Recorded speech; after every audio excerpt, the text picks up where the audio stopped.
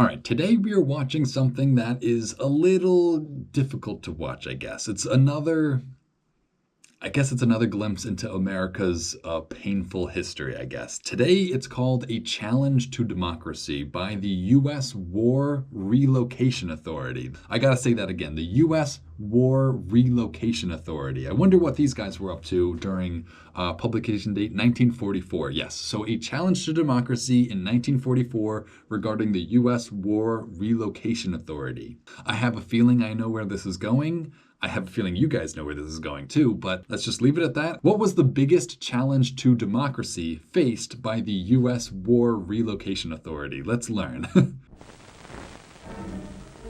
Okay, yep, there we go. A challenge to democracy.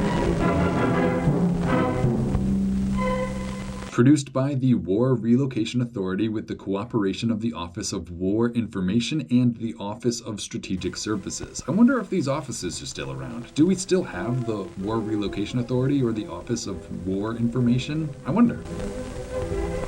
Photography, Tom Parker, Charles Mace. Narration, John Baker. Again, some more pleasant, classical music. I love it. Some really upbeat music for what we're about to watch. Evacuation. More than 100,000 men, women, and children, all of Japanese ancestry, removed from their homes in the Pacific Coast states. Okay, wow, so we're really just jumping right into it, where there was no introduction or anything. We're just looking at, the first shot is of Japanese internment victims, I guess, being boarded onto a train. So this is the very beginning of Japanese internment in, America. This is probably California, which is America. It's just I'm guessing this is in California. It's really funny to think that these people are it's not funny, but it's interesting to think that these people are all Japanese Americans, because you can sort of see that they still do have aspects of their culture with them, like these hats that they're wearing.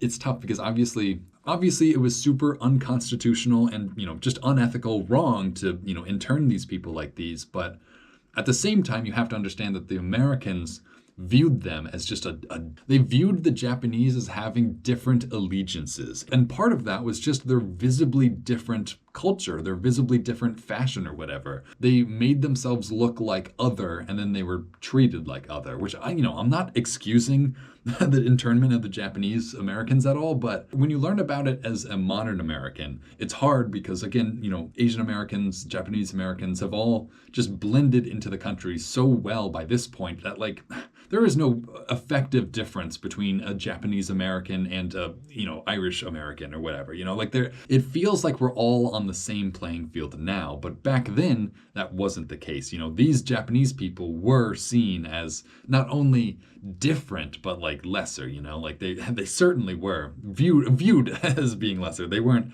actually lesser, but they were viewed that way. I don't know what I'm explaining even at this point. So let's just keep watching. This is literally the first shot of the whole thing. Women and children, all of Japanese ancestry, removed from their homes in the Pacific Coast states to wartime communities established. I will say it looks really bad what's happening compared to what happened in Germany and Europe, or even what the Japanese did to, people in China and whatnot. Things could have gotten so much worse is all I have to say.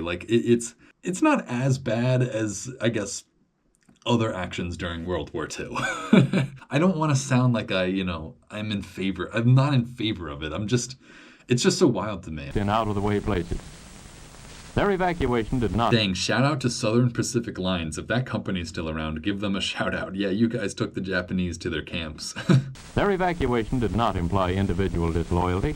Their evacuation did not imply individual disloyalty. Well, it kind of did because you did it to all of them. But was ordered to reduce a military hazard at a time. A military hazard. See, that's the funny thing. It's would anything have actually ever happened if they didn't do this? And, my answer is probably not. I don't think any of these Japanese people cared at all about what was happening in Japan at the time. It's hard because these people hadn't fully culturally separated from Japan yet and embraced America. But it's not that they deserved this because they hadn't embraced America yet. It's more it's hard to know if they were allegiant to Japan or not. I guess I'm falling down the same trap that these people fell down, which is like, can you trust them?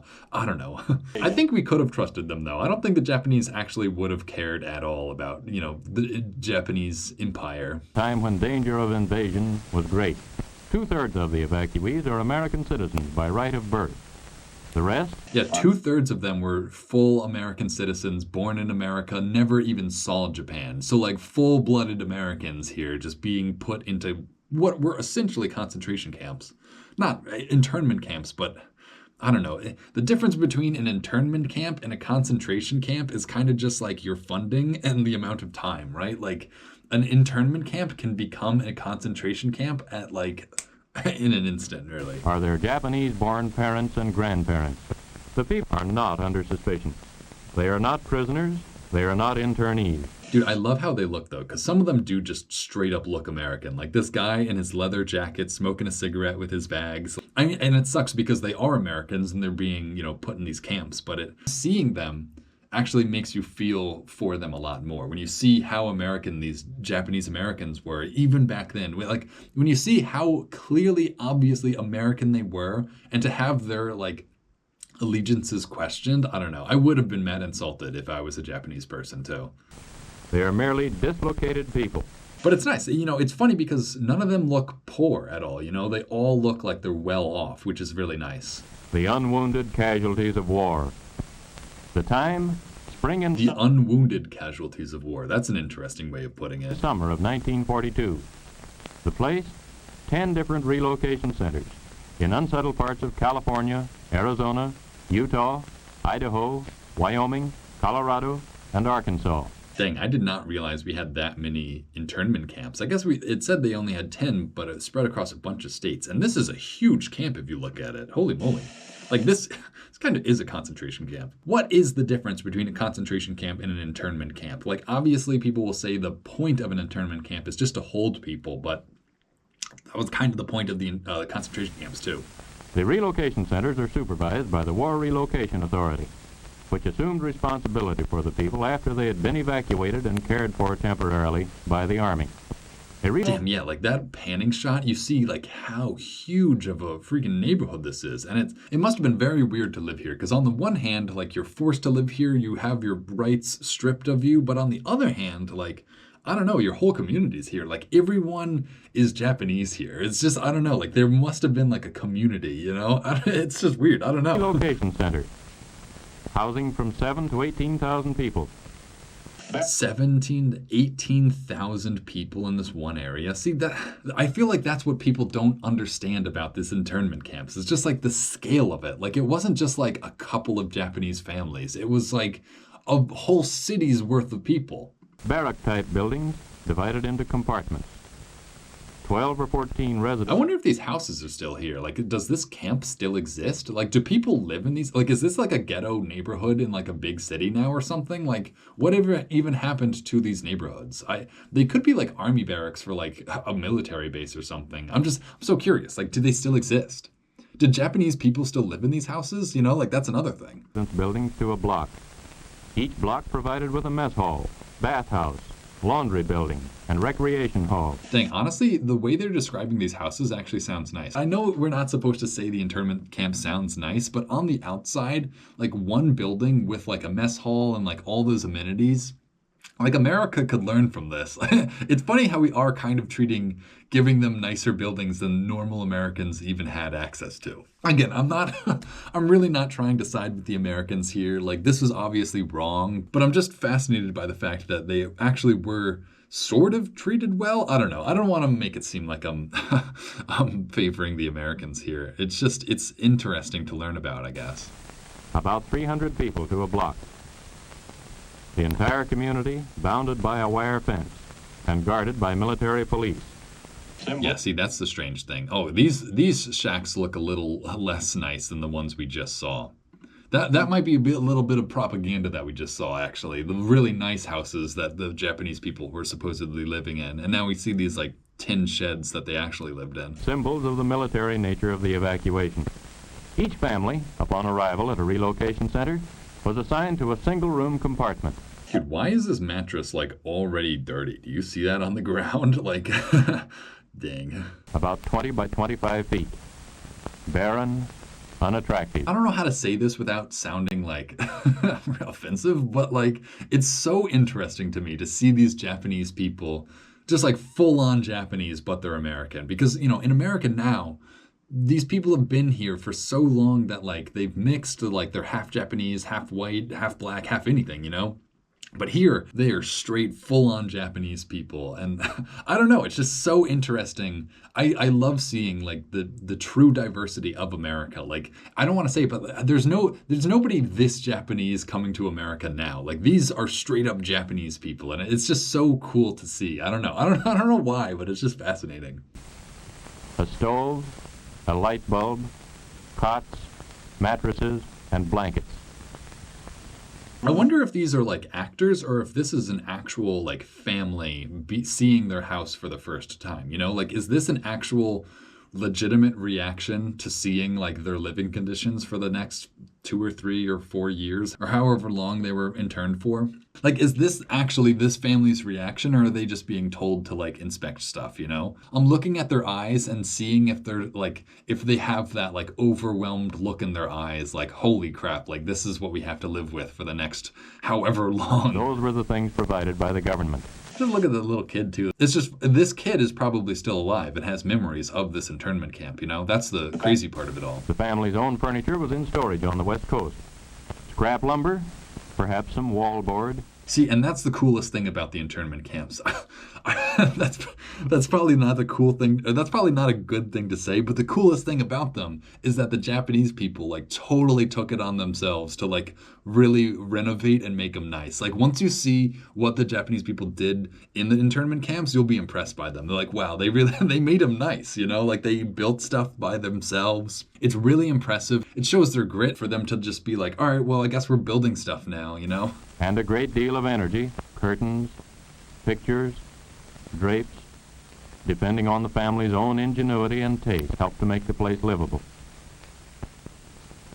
It looks kind of nice. Obviously, like they're still in an internment camp, but I guess this isn't horrible. Some families built partitions to provide some privacy. Like you could get comfortable here, I guess. I hate that I'm siding on the internment camp side. I'm not. Trust me, I'm not. I'm trying to think about it as if I actually had to live here. And so far, this doesn't look so bad.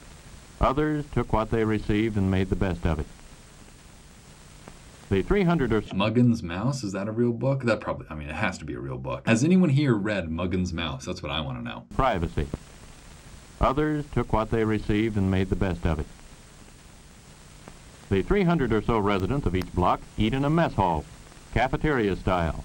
I wonder what type of food they ate. Did they eat like Japanese food, or did they eat like hamburgers and hot dogs and stuff, Like, was it like culturally appropriate, or was this also like partially trying to eradicate like Japanese food culture? I wonder.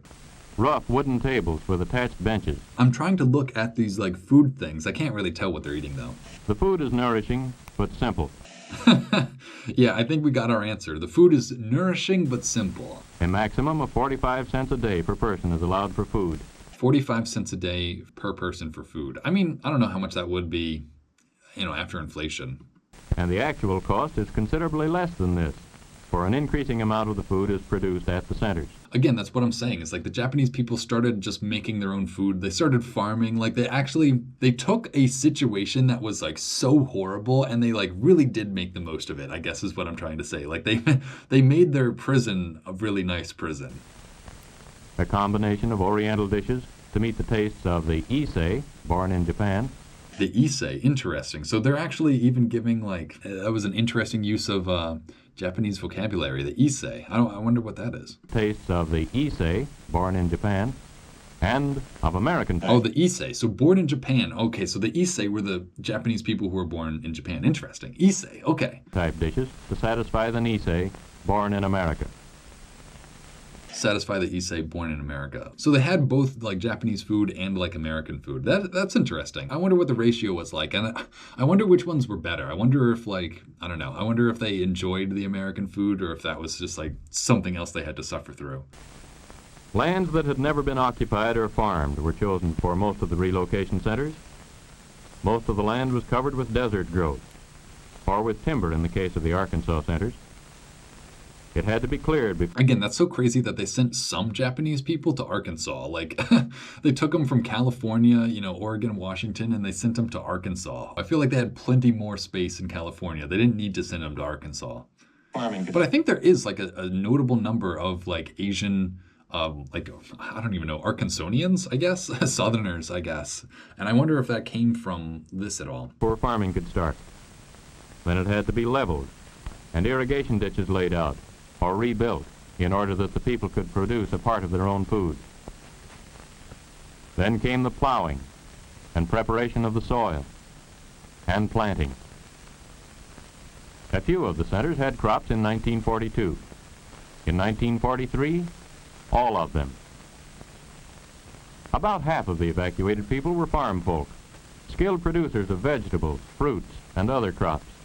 I didn't even think about what the Japanese people like were doing here. I don't know if this is offensive, but I figured that they were working on like the railroads and stuff. I know that was like more the Chinese Americans rather than the Japanese Americans, but I guess they were farmers. I guess they were just chilling and farming. I just don't know what the purpose the Japanese people had to come to America originally, did they come here just to be farmers, or was there an actual industry that brought them here? I guess that's just me not knowing enough about the Japanese American community. They had made desert lands productive before, and around the relocation centers they could and did do it again by the application of hard work and water for irrigation. At the two centers in Arkansas, they have introduced Western-type irrigation and succeeded in producing vegetables in the heat of midsummer, when ordinary production methods are not successful. Tomatoes, peppers, cucumbers, corn, melons, and many other crops have been grown on land that a year or 2 years ago was unproductive. I mean, I guess that is cool. Again, I'm not trying to side with them, but it looks like they put a fair amount of effort into not just creating homes, but creating like a way to use these people, I guess. Like, it would have been so much, I don't know if I want to say this, but like to just be put in an internment camp with like nothing to do seems almost worse than to be put into one of these camps and like given the choice to work in a farm, Like, I probably, this would be me working in a farm instead of sitting at home all day waiting to be set free, Food production is aimed at self-support for the relocation centers. It does not go onto the open market. From the field, it goes to the center warehouse. From there, it may go to the kitchen. Again, this is just so cool to see like an entirely Japanese like industry or industrial like process happening in America. It's just it's so interesting. Or it may be shipped to other centers. The Arizona centers are most. And the most bizarre part is that like if you are a Japanese American, like you might be able to trace your heritage through some of the people we see in this. Productive in winter. The others produce only in summer or fall. So vegetable crops are exchanged. Besides the workers engaged in farming, it takes many others to handle food, in the warehouses, in transportation, in the kitchens. To keep the rolling equipment, trucks, cars, and tractors in operation, it takes mechanics and machinists. Water mains have to be laid and repaired. Roads, sanitation systems, and buildings have to be maintained. At the Arkansas centers, the land is covered with trees, and the clearing process provides lumber for construction and firewood for heating. Those who work are paid. Wages by outside standards are low. Wages by outside standards are low. That's good. That's a good note to make. At least that's like honest, They didn't say, oh, they're earning such good money. They actually just told us, yeah, they weren't making good money. $12 a month for beginners. $16 a month for most of the workers, and $19 for professional people such as... $16 a month for most working people, $19 if you're a professional at something. So, again, I don't know what the inflation adjusts all that to, but that doesn't sound very good. But again, were they paying for their rent? That's another thing. Like, did they have to pay to live there? It seems so wrong to force people to live there and ask them to pay rent. So, I don't know. Like, if they're not paying rent, what are they paying for besides their food? And if they're growing their food, I don't know. I'm so curious how these worked, Doctors, and others on skilled or difficult work. The workers also receive a small cash allowance for clothing. The money received as wages lets an evacuee buy the things he needs. It's so strange because these guys all seem so friendly with each other, Like, they don't seem like they're prisoners or that they hate these white guys or anything. Like, they just seem like they're cooperating, which is, I guess, nice. It's just, I don't know. I feel like there would be more animosity between them. I guess they didn't have the privilege or the freedom to have animosity towards these people, but it seems like everyone's good with each other. Again, I'm not trying to say that the internment camps weren't bad. It's just, it doesn't seem as bad as a concentration camp, I guess. Like, for the fact that these guys were a straight up different race, some of them probably didn't even speak English and they were still treated like this well. I don't know. Again, I don't want to say that they were treated well because they weren't, but like, they weren't like horribly abused, I guess. They weren't, I guess, like killed and buried in huge pits or anything, Or maybe they were, and we're just not learning about this. Again, that's another thing that we have to remember about these programs, and this one specifically this is literal government propaganda. Like, this was made by the U.S. War Relocation Authority. This is made by the people who conducted this. So obviously they're going to give a good view of, everything that's happening. Again, that's part of the reason why I keep finding myself not agreeing with these guys, but, accepting the conditions at least because they are molding the narrative, like they are getting to say all the good things and they get to hide any of the bad things that, we don't want to hear about or that they didn't want us to hear about. So, yes, we are getting a very sterilized version of the Japanese internment camps. That's very important to remember, that we are getting the American government's perspective on their internment camps. So, yeah, they're obviously not going to say that they held these people captive or anything, but it's important to remember where this is coming from and understanding how that influences how they are illustrating this whole problem to us. Which are not provided by the government. But most have had to draw on their savings to live as they would like to. In each center, a cooperative business association operates stores which handle clothing, toilet articles, and the merchandise which would be needed in any community. See, like, these people, I don't want to say it, but these people are smiling. Obviously, you're still capable of smiling while you're in prison, but it just seems like they are having some degree of their own lives. The co-ops also run barber shops, beauty parlors, shoe repair shops, and other services for the community. Dude, I love that little girl in the corner though who's just looking at the camera. See, oh my God, that's such a leftover of the old times too, of just like the kid weirdly looking at the camera. Like this was the only shot they got of the inside of the confection hall or wherever they are, and they had to use the footage. And this weird kid's just like sussing out the camera the whole time. And other services for the community. When the school bell rings, it's a signal for these... Dude, this is actually like an awesome view. I know I cannot keep complimenting the internment camps, but this is like a sick mountain. I feel like I should have heard about this mountain at least. Students at Hart Mountain in Wyoming. Oh, it's in Wyoming. Oh, maybe I have heard of it. It's like a butte or something. It's not the Devil's Tower, but it looks like something like that. The school curriculum meets the standard of the state where the center is located. Okay, so we are seeing legitimate Japanese internment campers? I don't know. Internment camp victims. I don't know what to call them, but we're seeing the actual people who lived in these camps right now, which is just amazing. Again, this is what they dressed like. This is how they went about their business. It's just this has preserved so many aspects that we just don't understand about these communities anymore. Standard of the state where the center is located. Mathematics, American history, geography, the fundamentals of an American education. Mathematics, history, geography. That's good. This is a class in mathematics. And a rhythm class of 5th grade pupils. In the modern school, many subjects... These are 5th graders? Are you kidding? This lady in the back looks like an adult. ...are added to reading, writing, and arithmetic as part of the schoolwork. Some of the teachers are Caucasian. Some are evacuees, Americans of Japanese ancestry. That's also very interesting. So some of the teachers were just plain standard white Americans. Others were Japanese people who just wanted to help out, I guess.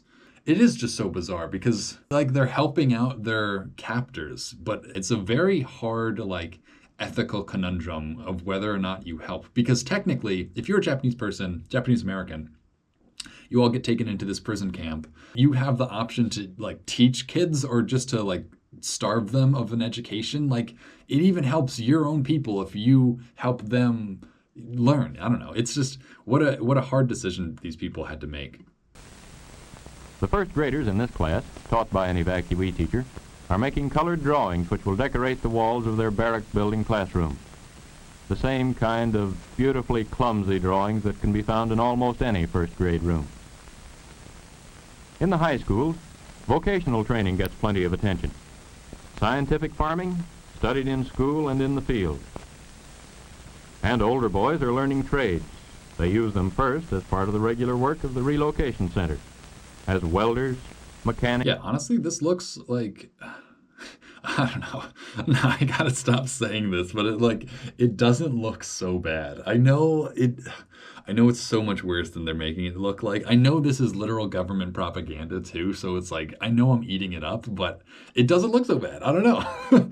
It's obviously this was such an evil thing to do, but at least I'm glad that I'm not seeing like tremendous suffering, you know? Like I know there was certainly suffering associated with the internment camps, but at least like it looks like some people really did get out of it without, without having their whole lives ruined. I know all of them did have their lives ruined because they lost like their houses and their real property, but I don't know, some of them picked some skills up along the way too, so I don't know.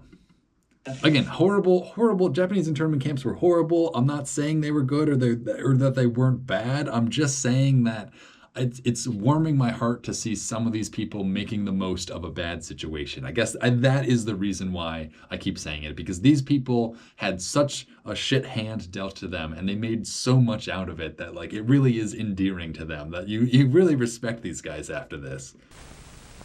Frequently, learning to do the necessary jobs in a relocation center have led to better jobs outside. Health protection is part of the obligation assumed by the government. See, I'm curious about that. He just said that like the education you receive in the internment camp has helped people get jobs outside of the internment camps. And I'm just wondering, like, what jobs outside of the internment camps? Like, weren't they all in the camps? Like how were they getting jobs outside? I don't know. Like, that doesn't make any sense. I guess after the camps, but I think this was made during the camps, so I don't know. I maybe they're just assuming that they will get jobs eventually. Soon by the government. Evacuee doctors and nurses serve in the hospital under the supervision of Caucasians. Dentists, oculists, and pharmacists also. The Japanese professional men and women, most of them American citizens, had their own practices on the West Coast before evacuation. Many of them now are in the Army Medical Corps, and others have replaced doctors and other health workers in communities outside the centers. See, it is just so fascinating because it just looks like they did have access to like the newest technology and like doctors and everything. It looks nice. It does not look as horrible as I imagined it. The health service in relocation. Again, that's probably the whole point of this, is to make Americans think internment camps weren't actually that bad. I am really just drinking this propaganda up, but that's just what I'm being shown. Centers, in proportion to population, is about like that of any other American community in wartime. Like, it's just the fact that this guy has this like dentistry practice inside the camp. I don't know. That says something about like the stability of their like situations. Like for what it's worth, these people were not systematically killed. Like they did get to have lives, and they were respected by their American brothers. Really, like it's hard to say that they were being respected by Americans when they were put in an internment camp, but they were being given certain privileges and certain like abilities. I guess it's very complex, I guess. And I am not the best person and by far to be talking about this. Barely adequate. The evacuees have a form of community self-government. Evacuees, that's what they call them, not prisoners, evacuees. Which aids the appointed officials in administration of the community. A community council of evacuees is elected to make rules and regulations. That's really funny. Vote for Sam Nagata for councilman. I wonder if that vote really went through. Regulations. Anyone 18 years old or older is eligible to vote in the elections, which are... That's cool how, I don't know if I should say that, but it is cool how the Japanese got to vote for president while in their camps. That's just such a paradox, Like or a conundrum, like we took all their freedom away, but they can still vote. So I don't know, like, and it's cool that they had this sign in Japanese and in English, Vote as you please, but vote. Interesting. carried on in the democratic manner. Again, I wonder if this is really true. I wonder if like all the Japanese people in these camps really did get to vote and were like encouraged to vote, and if those votes were ever actually counted or not. I'm curious about it all. Like this might just be a garbage bin that they're all throwing their votes into for all we know. You know, like how are you going to accuse these people of being like Japanese assets and still let them vote? I don't know. It's just, again, that's the paradox. It's like they're full Americans, they're American citizens and everything, but you have to force them into this prison pretty much. That's the hypocrisy of the Japanese internment camps right there for you. A judicial commission sits in judgment on minor offenses. Attorneys among the evacuees represent the prosecution and the defense. A serious crime would be tried in the regular courts outside the center. The crime rate among people of Japanese ancestry in the United States always has been extremely low. That's a really funny statement. Yeah, the crime rate amongst Japanese Americans has always been extremely low. That's giving in to the model minority, or the ideal, what is it? Yeah, I think that's what it's called, the model minority mentality that a lot of these Americans had towards specifically Asian people during this time. Which I guess isn't bad. It's not bad that all these Americans thought these Japanese people were like kind, law-abiding citizens by any means. It's a stereotype that, was, furthered through stuff like this. And this has proved to be the case in the centers. After working hours, over weekends, a relocation center is the scene of baseball and softball games by the dozen. The teams are counted by the hundreds. The evacuees have provided practically all. Wow, look at them. They're playing football and baseball. Again, it doesn't look so bad. I'm going to get so much hate for saying that. But they have a community. I guess that's the thing. They're not starving. They have a community of people who are like them as well, and they get leisure time. I don't know. I know it's awful. I know what we did to the Japanese was awful. But it looks like these two kids right here chasing each other over this football are having fun. Unequivocally, these kids are having their own fun. Equipment. For little government money has been spent for strictly recreational purposes. In the fall, touch football is in season, and more quiet forms of recreation. I don't know if this is offensive to say, but these were probably the first Japanese Americans let on a football team. I don't think they were doing that at the regular schools, The relocation centers include many well-known artists. Amateur and professional artists and craftsmen have used their spare... Oh, wow. So I wonder where this painting is. I hope this painting is still in existence, but that really is what you need to preserve from this time, is the art and the images that the people who actually experienced this ended up making. And I don't want to pull out some psychoanalysis on you, but this is not the painting of somebody who is in deep mental anguish. You know what I'm saying? This is a nice landscape photo. Obviously the subject matter is a little frightening or nefarious if you know about it, but this isn't blackness taking over the whole canvas or anything. This painting looks like it came from the mind of a well-balanced person. A well-balanced person in prison maybe, but somebody who is not going literally insane. This is still a pleasant painting. And I think you can use this painting to understand what was happening in these people's minds during this time. Time in creating beauty in many different forms. Sunday church services. Advanced preparations include carrying the benches into the barrack building. Most of the alien Japanese are Buddhists, but almost half their American-born children belong to some Christian denomination: Catholic, Methodist, Presbyterian. Except for state Shinto, involving emperor worship, there is no restriction on religion in relocation centers. That's interesting. So they gave no regulation on religion besides the worshiping of the Shinto emperor or whatever that was, some sort of emperor worship, which I guess is fair. I'm not trying to call the camps fair, but what I'm trying to say is obviously you don't want the people that you think might be worshiping the emperor to continue worshiping the emperor, I guess it makes sense that no one's allowed to worship, Hiroshito, or I think that's what his name was. Boy Scouts, who usually provide the color guard for the American flag which floats over each center, are typical of the American organizations which are prominent in each relocation center. See, like the fact that these kids were in Boy Scouts, like I feel like that also says something about this all. It's like we were willing to use them as like soldiers and like doctors, but not as just like ordinary citizens, you know? There's a USO club to provide entertainment for the Japanese American soldiers who come to the center to visit their families or friends. Girl Scouts, Campfire Girls, Parent-Teacher Associations, the Red Cross. The evacuees belong to these organizations in their former homes and transplanted them to the centers. The Boy Scout Drum and Bugle Corps here is leading a harvest festival parade, marking the high point of the successful season of farm production. Everyone turns out to view the beauty queen. See, like, is this real? Am I watching straight propaganda, or are they having like a freaking parade with freaking floats down the middle of their prison camp? Like, did they make this? Like, this is so bizarre to me.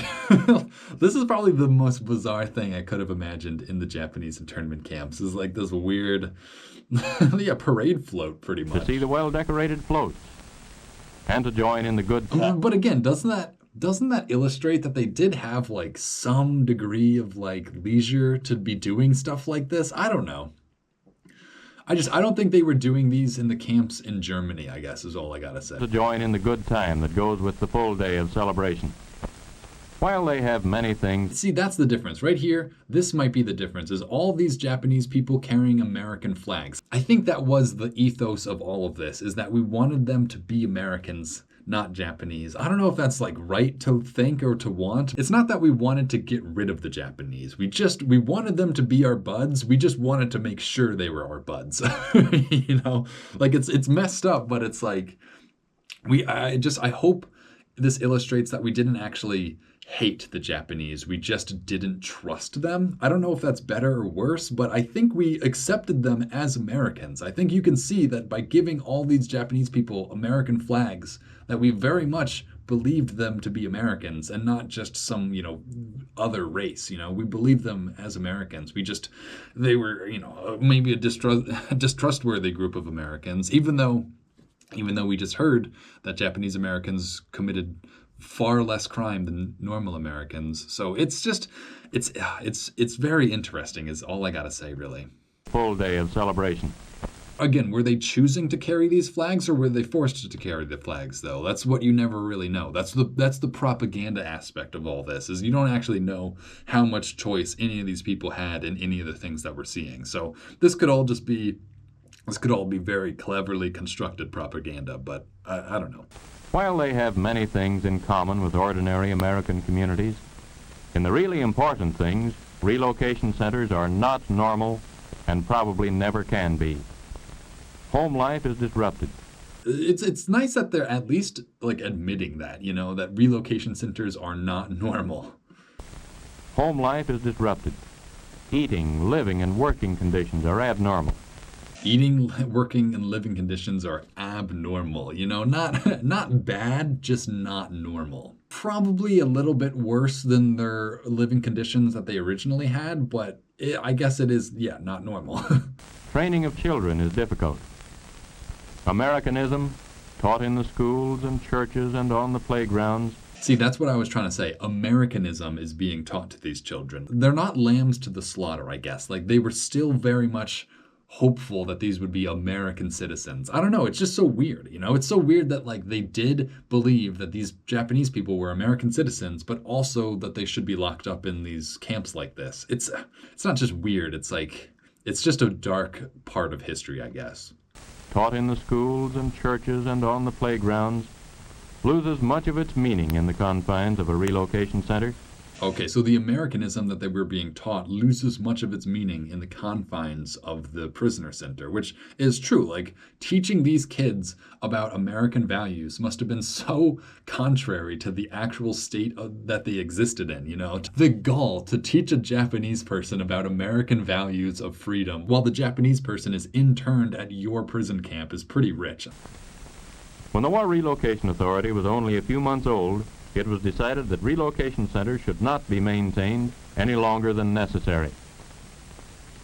I don't know if that's a good thing or a bad thing. The centers should not be maintained any longer than necessary. Like, I agree. I just agree that they were, or I just disagree that they were never necessary to begin with. The first people to leave the relocation centers were volunteer workers recruited to help. Like, how long did it take to prove that you were, like, loyal to America? Like, do you have a test? Do you get to take, like, an American test? Or, like, I don't know. I just, like, what's the end goal of these internment camps? Like, what if the war went on for, like, 10 years? Like, would all of these people have still been here? Like, I don't know, probably. Tend and later to harvest the sugar beet crop of the western states. Almost 1/10 of the evacuees volunteered for this seasonal work in 1942. The result of their labors was a year's sugar ration for about 10 million people. But work in the beet fields was temporary. That's the ironic part, is that we were also, we were taking so much value out of them still, you know, like that's the true American way, is to never, never miss out on an opportunity. And if you have a whole bunch of workers, you can make a whole bunch of sugar, I guess. I hope they were compensated for their work. It said they were, but I don't know if it was fair compensation. Most of the people returned to the centers. The War Relocation Authority has... Dude, Dan, look at these guys' fit. I know this is going to sound racist of me to say, but Japanese people always have the nicest clothes. Like, I don't know, like, even back then, look at this guy's fit. Like, he looks good. been more concerned with permanent relocation, getting the evacuees out of the backwaters of the relocation centers into the mainstream of American life. So wait, hang on. So these people are getting to go free? Probably because he looks so good, right? Mainstream of America. Like, this guy has to be an American. Look at his jacket. It's sick. So their labor can help to win the war. So the cost to the taxpayers may be reduced. So there can be no question. Yeah, I guess that's a funny thing that I guess nobody ever thinks about, that it was taxpayer money for those, you know, camps. Every building, every house that they built, that was taxpayer money. That wasn't just like free houses or anything. So their labor can help to win the war. So the cost to the taxpayers may be reduced. So there can be no question of the constitutionality of any part of the action taken by the government to meet the dangers of war. So there can be no question as to the constitutionality of these actions. I got some bad news for you. There are a lot of questions about the constitutionality of internment camps. So no law-abiding American need to fear for his own freedom. But that's literally what happened. Relocation of the evacuees is not being carried on at the sacrifice of national security. Hang on, I'm trying to look at this guy's name. John Nanagasti? Is that what it is? Nanagasti. John Nanagasti, it looks like. That's funny. Interesting. Look at this guy's Chicago, Grenada. What is this? I'm trying to read what this, like, paper is. I can't even tell what information's on here. It is not being Leave clearance. Okay, that's carried interesting. on at the sacrifice of national security. It is interesting that they were just letting out like the most trustworthy people. I'm curious how they even like decided on that. If you're guilty by reason of like race, then like, I don't know how you determine who's not guilty and who is, you know? None of them were guilty. That was the point, is none of them were actually guilty. But if you assume that they're all guilty based on one, you know, attribute, then I don't know how you split the hairs then, you know? Only those evacuees whose statements and whose acts leave no question of their loyalty to the United States are permitted to leave. Again, that's just so ironic, too, that, like, you're taken into this prison and forced to prove your allegiance to the people who are holding you prisoner. Like, I don't know. I don't blame a single Japanese person for failing that test, all right? Like, that's the one test that they can fail. Like, how do you assure them that you love America when you're in a prison because you're in America, you know? I don't know. I don't blame anyone for failing that test.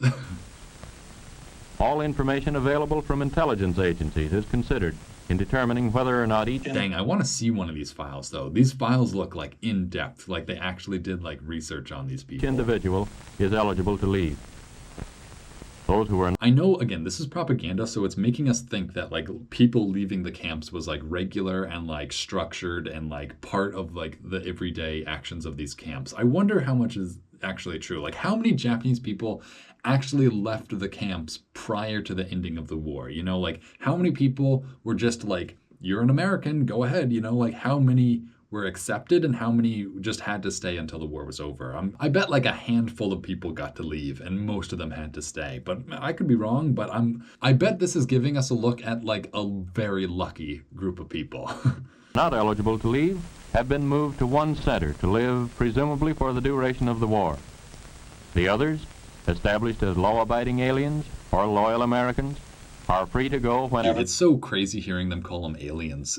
All the way back then, too. Law-abiding aliens. You won't hear that phrase very often, though. Law-abiding aliens. You know, like, they're still aliens. Like, the Japanese are aliens, but they're law-abiding aliens. Whenever they like.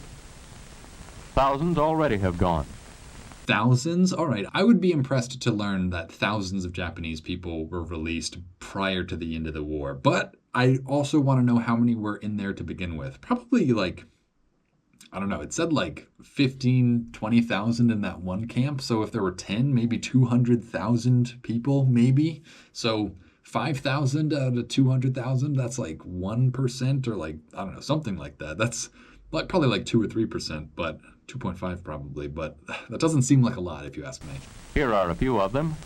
Nobura Aramura is examining corn for insects in a field in Illinois. Kenneth Sugioka used to operate his own orchard in Hollister, California. Machine work was a hobby. Now it's his job. He's making precision parts for American bombers. Masako Takayuki. That's actually crazy, though, that we did have Japanese people working on the bombs that we were dropping on Japan. I mean, good for this guy for getting a good job, getting a good education out of it. You know, like, that really is making the most of a bad situation. But it's just crazy that, like, I don't know. I wonder what he is thinking in his own head while he's working on these parts for bombs. Like, is he thinking, I really hope these go to Germany, not Japan? Or, like, does he have even any idea of what they're being used for? I wonder. Now it's his job. He's making precision parts for American bombers. Masako Takayoshi is assistant head nurse in a large hospital. She was a teaching supervisor of nurses in a Seattle hospital before evacuation. She has 3 brothers, all in the Army. The tractor driver. See, that's what's even crazier. She has 3 brothers and they're all in the army. So, like, that one guy's making bombs. But imagine actually fighting Japanese people as a Japanese person, as a Japanese American person. That's what makes these camps, like, even more wrong. It's just how, like, patriotic some of these Japanese people really were, where they were willing to fight for America against their own, you know, cultural or ethnic brothers. It shows how American these guys were, you know. That's what makes me hate it all the more. It's like just seeing Americans being subjected to this more than, you know, Japanese people or whatever. Seeing Americans having their rights stripped away from them is like the most upsetting part of all this. And that's what you learn by watching it, though, is that these weren't Japanese people. These were Japanese Americans, you know, like hands down, end of sentence, like these were Americans first, Japanese second, you know, like, and that's what makes it worse than anything is that if you can treat Japanese Americans like that, you can treat Americans like me like that, you know. It's just when some people lose their rights, we all lose our rights here in this country, and that's really the most upsetting part of it all. Over here is Roy Himoto, to me, who used to farm near Walnut Grove, California, and was evacuated to the Tule Lake Center. This young machinist has learned his trade since he relocated to Chicago, and his boss says he's learned it well. Again, another pattern that I'm noticing is how many of these internment victims were sent somewhere else or, you know, got work in Chicago, got work somewhere else, and were not brought back to their communities in California or the West Coast. And I wonder if that was purposeful, because if you think about it, like, maybe they really just wanted to disrupt these Japanese communities, you know, like it seems like they wanted to disperse these people so that they didn't have a community of their own. Ironically, they created communities for them in the internment camps, but once they got out, it seems like they were trying their hardest to send them to every corner of the country so that there was never, again, a Japanese community. It was just individual Japanese people, Japanese American people working on these jobs. I don't know if that was true. I don't know if that was an actual thing that they were consciously trying to do, but it definitely seems like maybe an unintended side effect is that they also got to dismantle Japanese communities. I mean, I guess they knew they were doing that, but they like permanently dismantled them by finding jobs for these people in other parts of the country. He's helping to make kitchen equipment. Mrs. Ayako Kasai paints miniature dolls in a Midwestern studio. She used to live at Colusa, California, and then lived at the Granada Relocation Center. In the background is Cecilia Miyamoto. This is so funny. Not even because they're painting, just to see like the mass production techniques of 1944. Like this is what a factory looked like for dolls, you know, like just these women painting these. Who divides her time now between working. Does anyone even know what these dolls are? Is this like a character or is it just like a random person? I don't know. And attending college. Dude, look at this guy. It looks great. The sunglasses, this is such a look. We all need to look like we're from 1940s again. This was such a good era for Nakadoi fashion. feeds the chickens on an Illinois farm. And on the same farm is an Issei, Kamago Shimatsu. Oh, he's an Issei. You hear that? He's from Japan. I feel like that's like a really offensive term now. I don't know why, but it just feels like it would be, you know? Like, I feel like I'm saying it without having any idea of the actual connotation behind it. But it could have become like a really offensive term. I don't know. It has the hallmarks of being an offensive term, you know? Like if I called a Japanese person an Issei, yeah, that would be offensive. Yeah, there's not much else to it than that. Go again. Not actually a real Japanese person, but a Japanese American person that would be offensive to call. Shinobu Sakuma, Joe Chihara, and Yoshio Dogen cultivate potatoes on a farm in the Middle West. I love how he called it the Middle West. That hints towards a time where people did call it the Middle West and not the Midwest. I feel like no one ever called it the Middle West, but he just did, so there we go. This is Ruth Nishi. Her father ran a fruit stand in Berkeley, California, and Ruth helped him.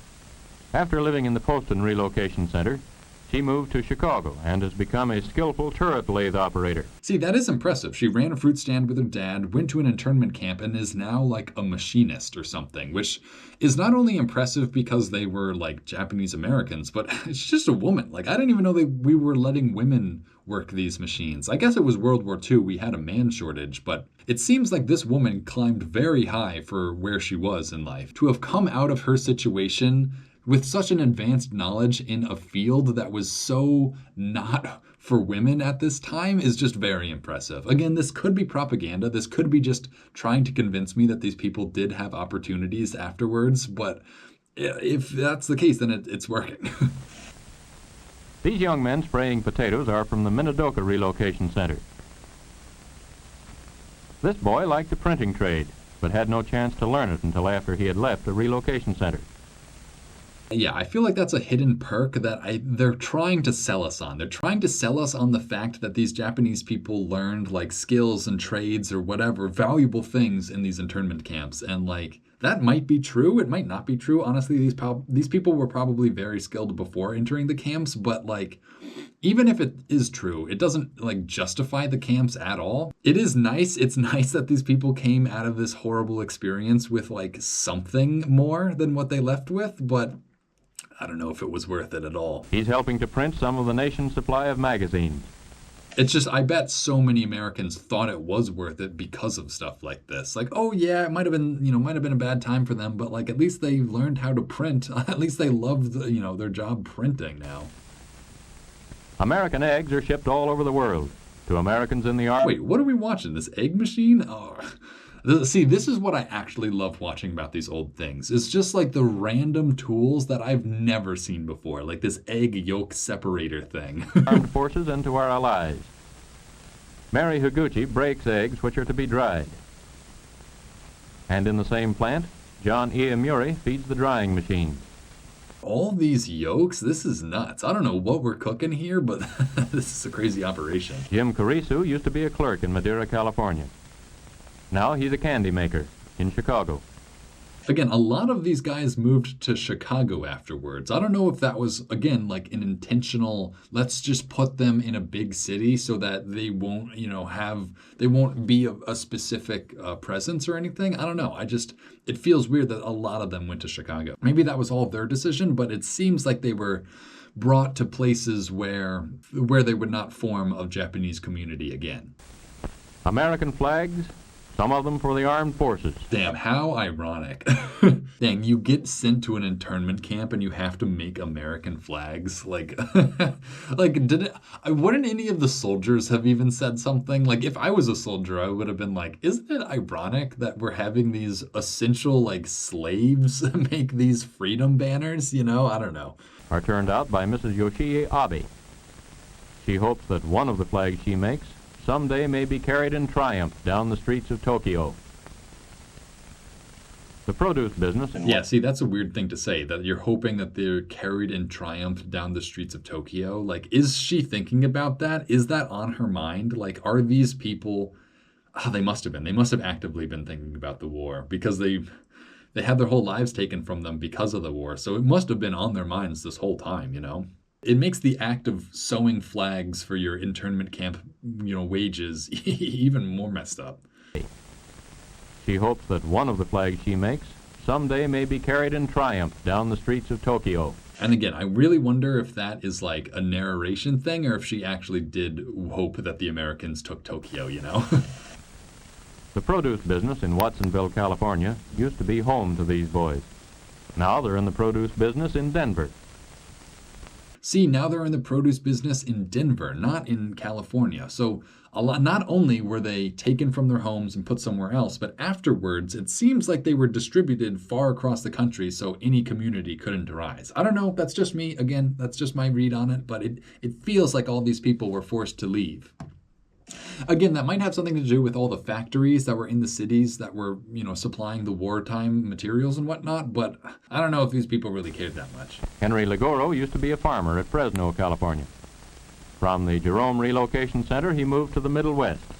Again, he said Middle West. That's so funny. I never thought people said Middle West. To make marshmallows.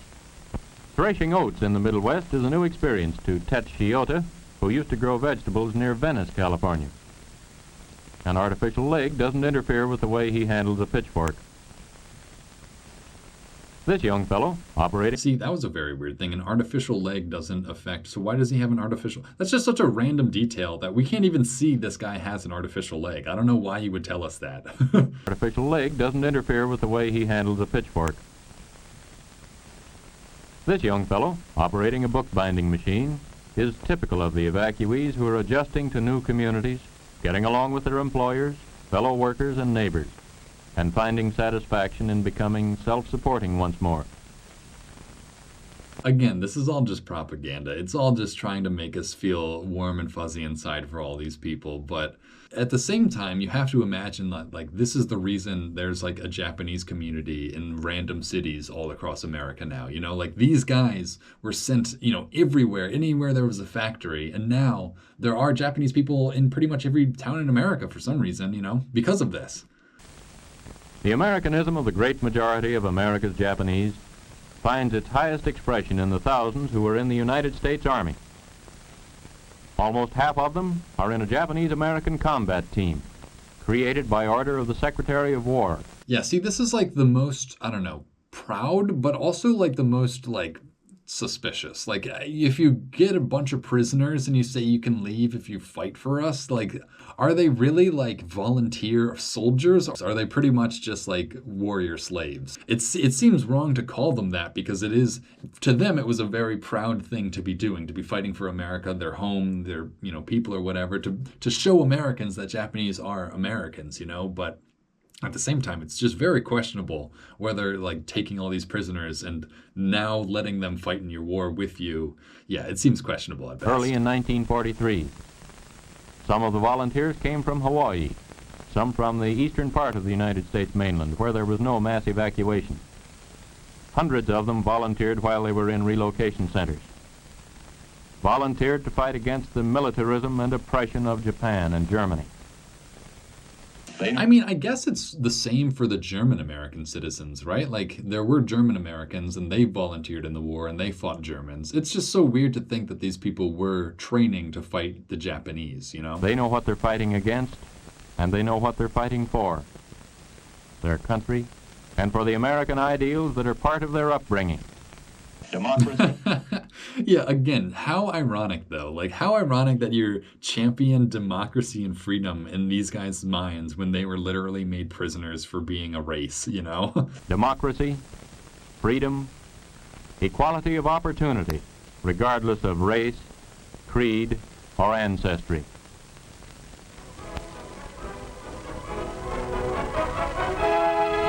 I mean, I guess it's nice that the Japanese people were allowed to fight in the American army. I mean, thank you for your service, any Japanese American servicemen, but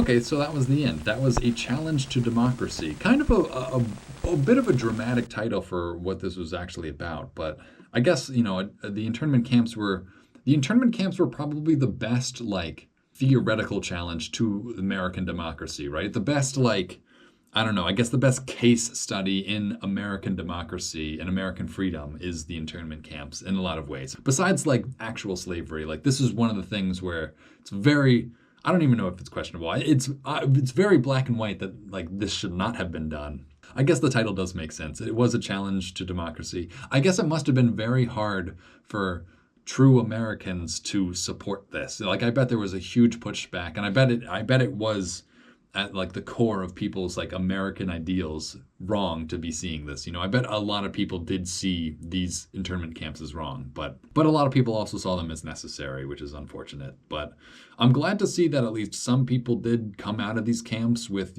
jobs, with lives, with, communities. They weren't just, traumatized, or maybe they were traumatized, but they weren't, held back in life afterwards. I don't know how much of this was propaganda. I mean, it was 100% propaganda, but I don't know how much of this is being hidden, or I don't know how much more is being hidden. Obviously, they're not going out of their way to tell you the sad stories of Japanese internment. I guess that's it, is they're really not telling you actually any of the personal stories that these people have gone through or any of their struggles, which is just, it's obfuscating the actual negatives. So yeah, obviously I'm going to say, oh, these internment camps don't seem so bad, because obviously we're not hearing from the people who actually experienced them. We're listening to a narrator, a white classic American narrator describing these. So I don't think this gave us like a perfectly accurate understanding of the Japanese internment camps. I do think this gave us a perfect understanding of the American viewpoint of Japanese internment camps. I think this illustrates the argument that Americans made for interning these people, which again, I don't believe in. I don't think that was a good idea, but I think if you're looking to understand the American mentality, then I guess this might be a good place to start. Again, I don't even know if that's the case. This is a really tough topic to even speak about, especially for somebody who has no real connection to it like me. I don't feel like we illustrated how horrible it was to take these people to begin with. I feel like this whole program was kind of made with that already as the assumption for why we're making this. Like this seems made in response to people's kickback of these internment camps. It seems like people must have protested and said they were unconstitutional, and then the army was like, oh well, we got to make some propaganda to make people believe that these camps weren't so bad, and that's what we're watching. And to a point, I guess it did. But I guess this laid out the American argument for internment camps. Whether or not they were justified or not, or they weren't, but whether or not they were is not really the purview of this program. Yeah, this was too deep inside the US government to not be totally biased towards it. But so long as we know that and we watch with that understanding, we can piece together which parts were truthful and which parts were maybe leaving out some notable information. I would love to hear some Japanese Americans, or even just historians, fill us in on some of the claims that were made, some of the numbers that were quoted, and some of the just stories that were told, and whether or not these were actually true, whether or not this internment camp was actually so bad, or if, as the program states, people had fun and worked and, had lives. They don't seem as bad as the camps in Germany, that's for sure, but again, knowing that these people are Americans and they had all the rights stripped from them is just wrong. So you will never be able to justify these camps or even excuse parts of them, but you will be able to, I guess, just like save your soul a little by knowing that not everyone hated it so much, I guess.